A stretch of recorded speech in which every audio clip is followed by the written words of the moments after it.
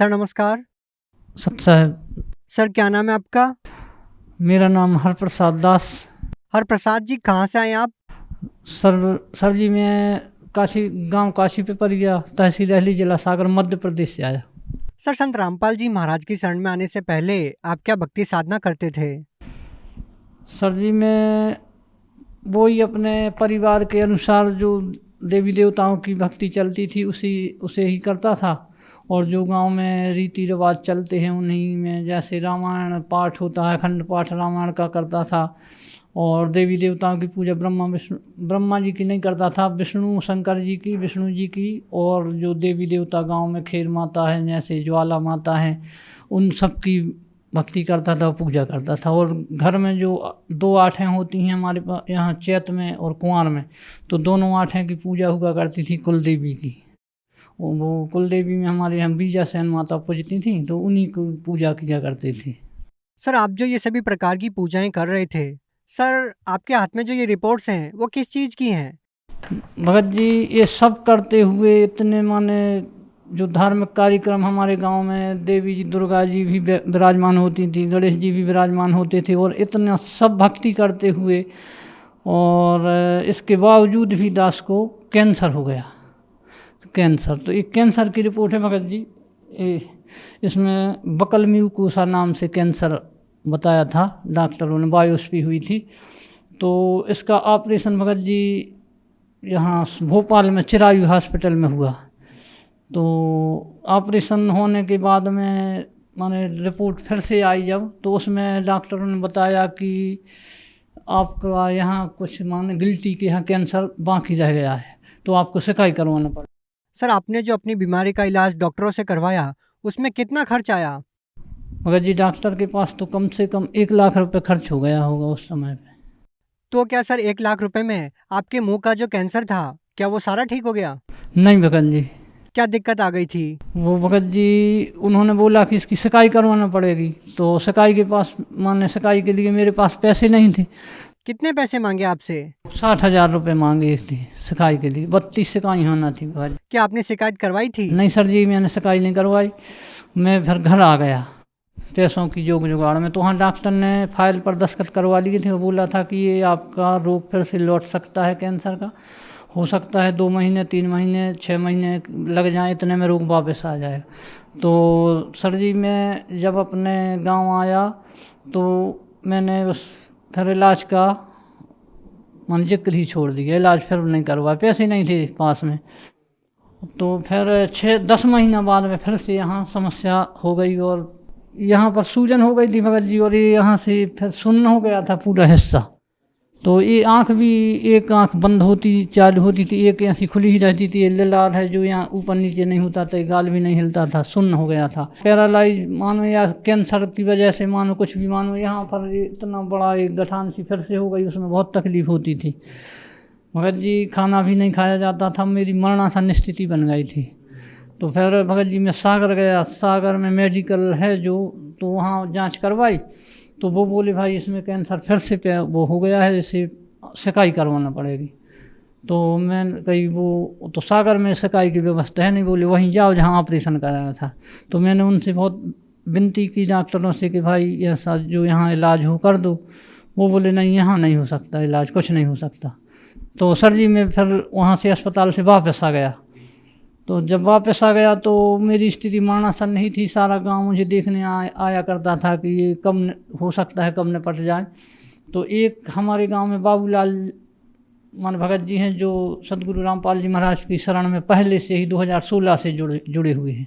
तो उनको भी पता लगा, तो वो हमें देखने के लिए आए। और जब वो हमें देखने के लिए आए तो उन्होंने हमसे माने कहा कि अगर आपको ठीक होना है तो आप सतगुरु रामपाल जी महाराज की शरण ले लीजिए, और सागर में नामदान केंद्र, वहाँ चल कर के आप नामदान ले लीजिए, सही हो जाओगे।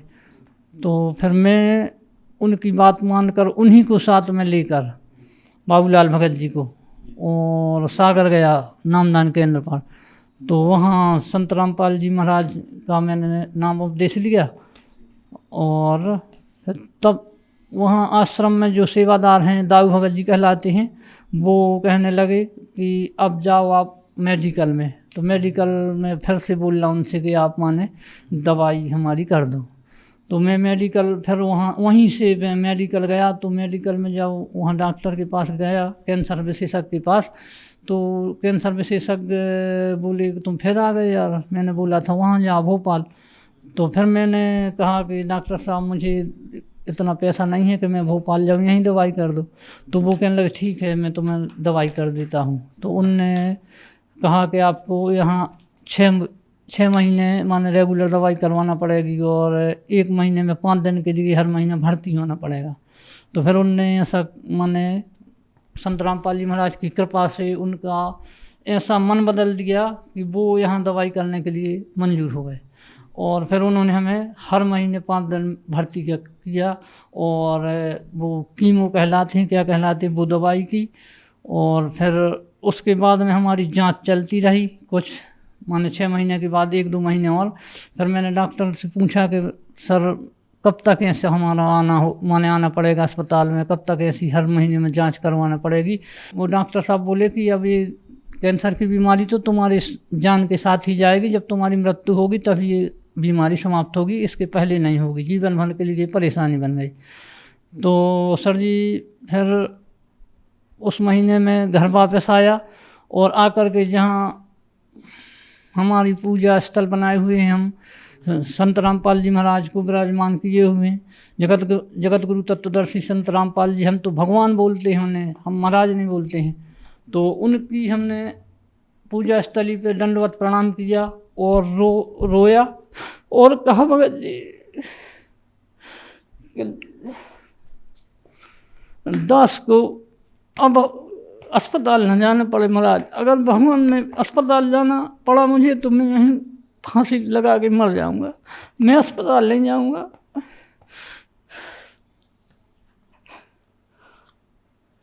तो सर जी फिर बाबूलाल भगत जी आए एक बार, उन्होंने कहा एक काम करो तुम बरवाला में अर्जी लगा दो। तो मैंने भगत जी सर जी मैंने वहाँ बरवाला में अर्जी लगाई।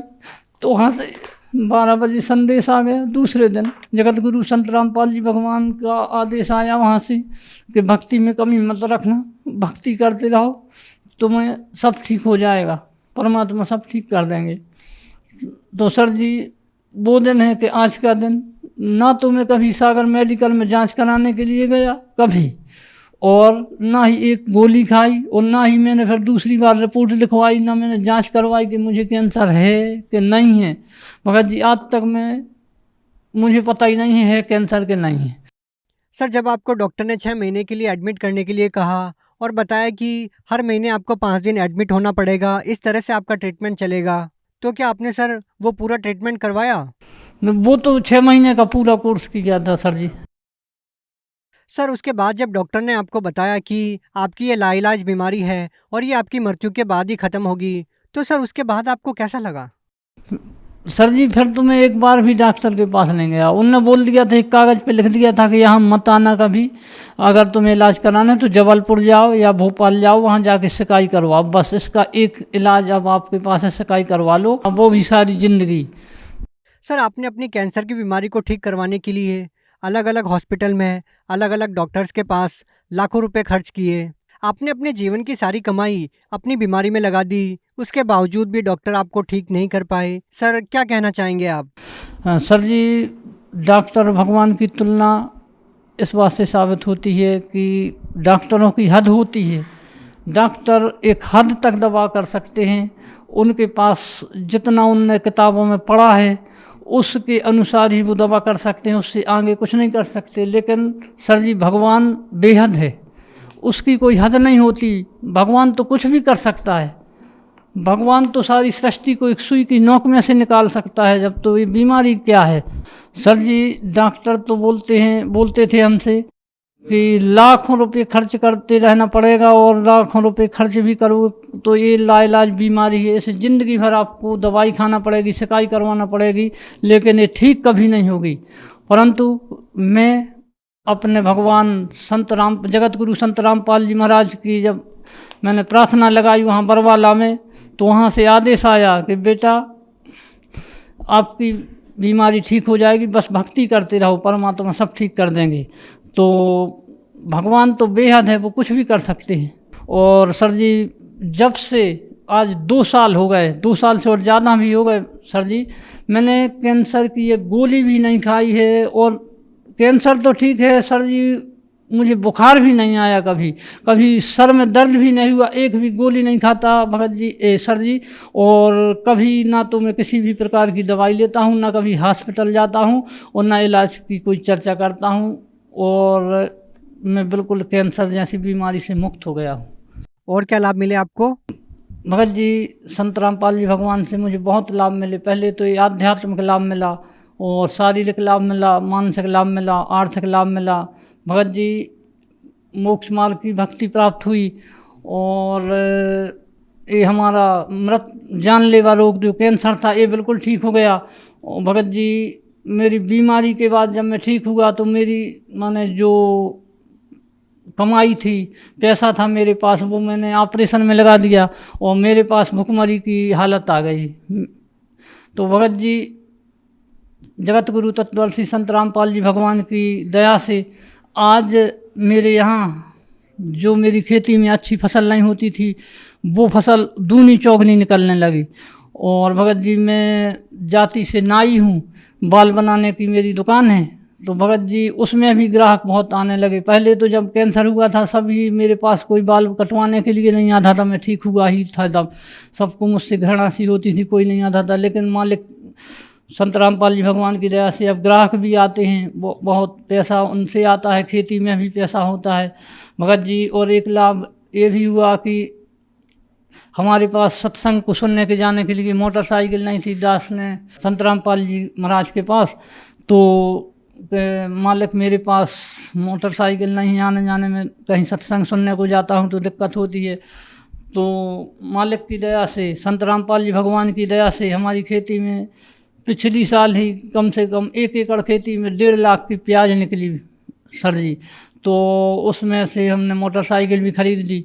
और सर जी उस मोटरसाइकिल से सत्संग सुनने को जाते हैं, और हमारे यहाँ सबके माने जो पारिवारिक समस्या होती हैं, जल्दी किसी को दवाई को ले जाना है तो उसी पर ले जाते हैं, सब समस्याएं ठीक होती हैं।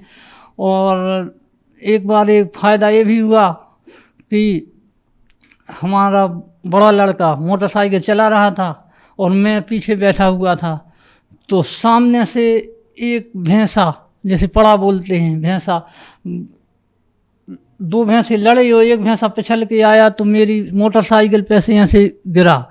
तो हम दोनों नीचे और ऐसे खड़े हो गए, और मोटरसाइकिल पर से वो पड़ा गिरा। तो ना मोटरसाइकिल का कुछ बिगड़ा और ना हम दोनों को बिल्कुल भी खरोंच भी नहीं आई। और भगत जी उस पड़े के पिछले हिस्से में जो पिछली जांग है वो मोटरसाइकिल पे गिरा, तो उसको इतना बड़ा गहरा घाव हो गया, उस खून हो गया, खून निकलने लगा उसे। लेकिन ना मोटरसाइकिल का कुछ बिगड़ा और ना ही हम दोनों का कुछ बिगड़ा। और ऐसे तो अनेकों लाभ हैं छोटे मोटे, कितने लाभ गिनाऊं, जितने लाभ भी गिनाऊं उतने कम हैं। सर भगत समाज को क्या संदेश देना चाहते हैं आप? सर जी मैं भगत समाज को संदेश तो क्या दे सकता हूँ, मेरी तो औकात ही नहीं है इतनी कि मैं भगत समाज को संदेश दूँ। बस सबसे हाथ जोड़ के प्रार्थना कर सकता हूँ मैं कि जो भी आज मेरी ये इंटरव्यू सुन रहा हो, तो सबके लिए एक ही प्रार्थना है कि जल्दी से जल्दी तत्वदर्शी जगत गुरु संत रामपाल जी भगवान की शरण में आओ। और सभी संसार में जो भी दुखी हैं, जितने भी दुख दर्द हैं, बीमारी हैं, बड़ी से बड़ी बीमारी जो डॉक्टरों ने हाथ खड़े कर दी है कि ये हमसे ठीक नहीं होगी, वो भी लाइलाज बीमारी भी हमारे संत रामपाल जी भगवान की शरण में आने से सब ठीक हो जाती हैं।